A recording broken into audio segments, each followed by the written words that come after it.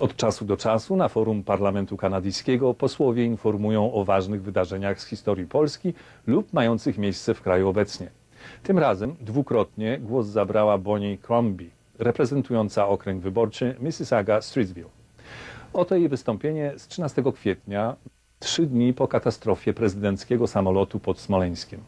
Honorable member for Mississauga-Streetsville. Mr. Speaker, kochani Polacy, as a proud Polish Canadian, it is with shock and great sadness that I rise today in the House to offer my condolences and heartfelt sorrow for the tragic and sudden passing of President Lech Kaczynski and First Lady Maria Kaczynska, and 94 of Poland's best and brightest sons and daughters, leaders of the nation, all of whom were on their way to honor those who 70 years ago were lost in the Katyn massacre.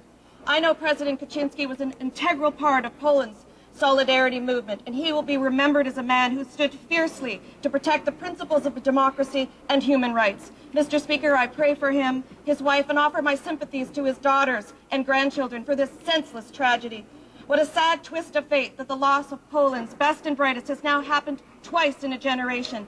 These two events will be inextricably linked together forever, but I'm confident Poles, a resilient people who have overcome hardships and challenges through the partitioning of their great nation, the horrors of totalitarianism, will rise and overcome again. May we always remember those who we've lost and their service to Poland, and may they rest in peace.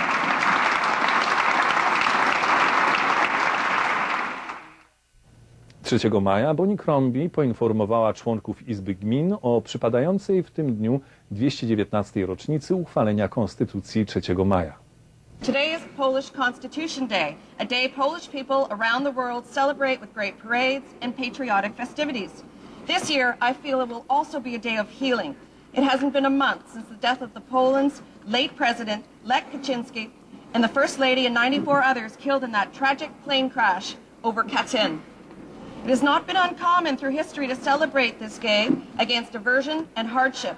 The Polish Constitution, signed May 3rd, 1791, only lasted a year when the Russo-Polish War of 1792 saw Poland partitioned by invading forces, and thus started the long, tumultuous history of Polish Constitution Day.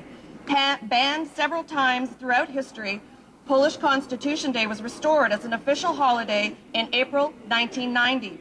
Mr. Speaker, Poles have celebrated this day through centuries. It has served as a day of unity and healing across centuries, and it does so again today. I join with my fellow Polish Canadians in celebration, commemoration, and remembrance. Today we proudly celebrate our strong heritage and commemorate and remember the many great men and women before us.